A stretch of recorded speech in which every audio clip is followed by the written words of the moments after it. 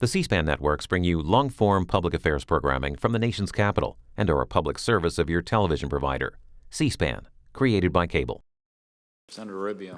Thank you. At the outset, I want to thank you all as well for recognizing what happened this morning in my home, or last night in my home state of Florida. It's a reminder that the dangers our servicemen and women face isn't just when they're deployed, but it's inherently dangerous work even in their training. And so our thoughts and prayers go out to them and to their families and loved ones.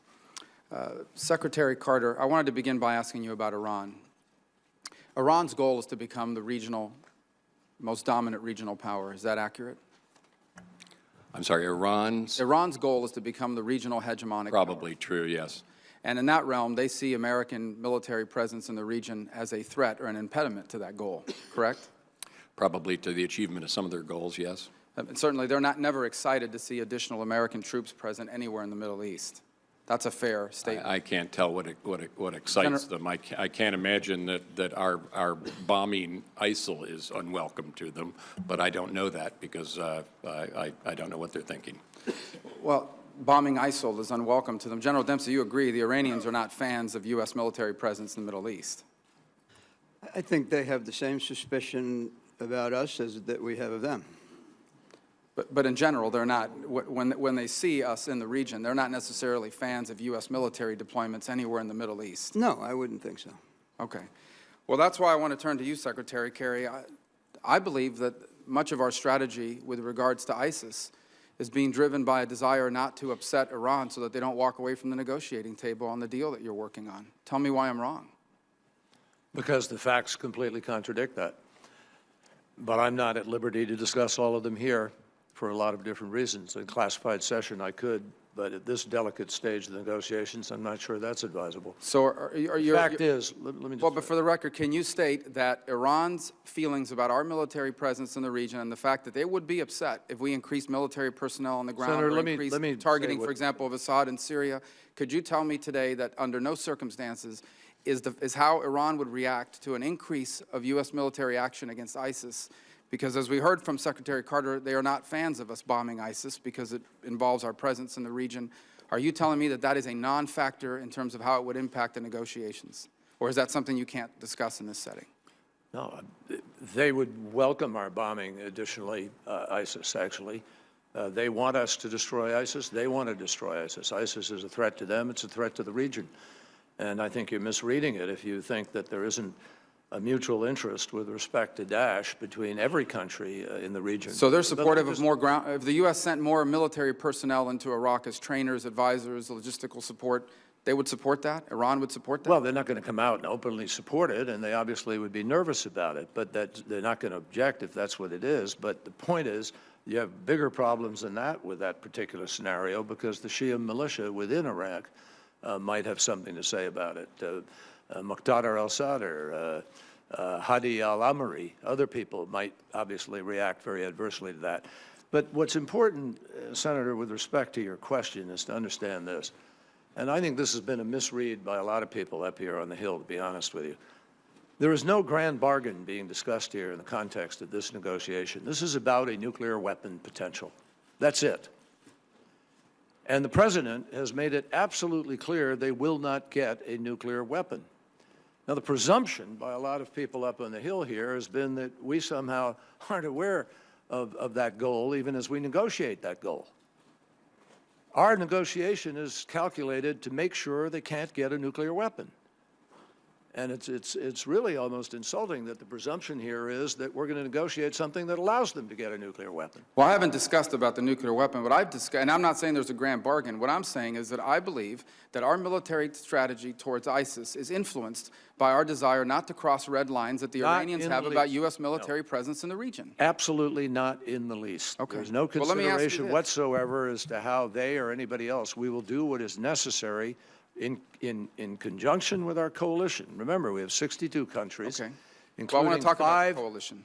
5 Sunni countries that for the first time ever are engaged in military action in another country in the region. Well, and that's why I want to touch on that point, because General Dempsey a moment ago outlined the need to have a broad coalition that I imagine involves these Sunni countries, for example, the Jordanians, the Saudis, the UAE, and others.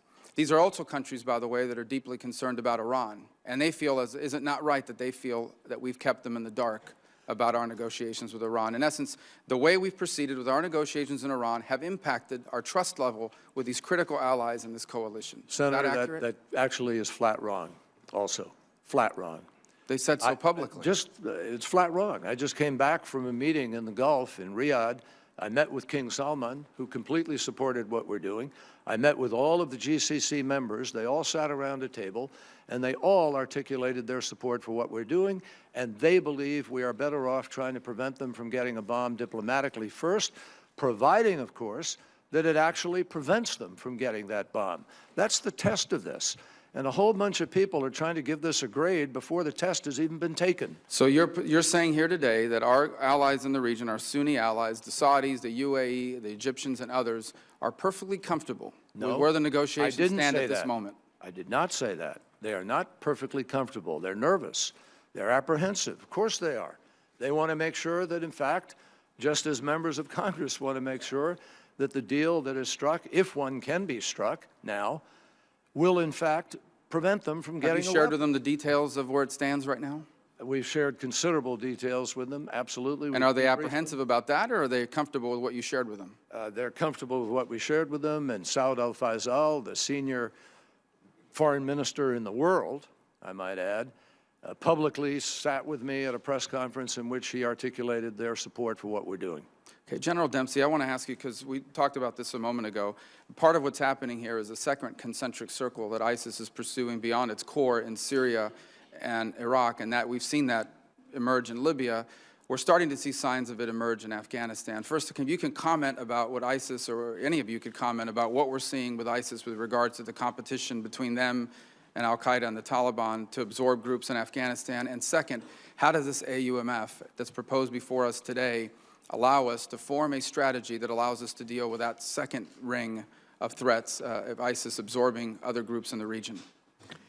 The TTP is notably that splinter group of the Taliban who has rebranded themselves to the ISIL ideology. And to answer your question on the AUMF would give me the authority to make recommendations to the Commander-in-Chief how to deal with ISIL wherever it shows up if the two conditions that the SecDef mentioned exist. Number one, that they have affiliated themselves with the ideology, but number two, that they demonstrate an intent to threaten U.S. interests either regionally or globally. And just my last point here, in Afghanistan, we still have a significant presence of servicemen and women, among other Americans, much more so than in other parts of the world, where they're now getting groups to align themselves. The growth of an ISIS affiliate and or pledged group in Afghanistan could potentially pose a significant threat to American personnel in Afghanistan, potentially. It will initially pose a threat to the government of Afghanistan and could, over time, pose a threat to us. Okay.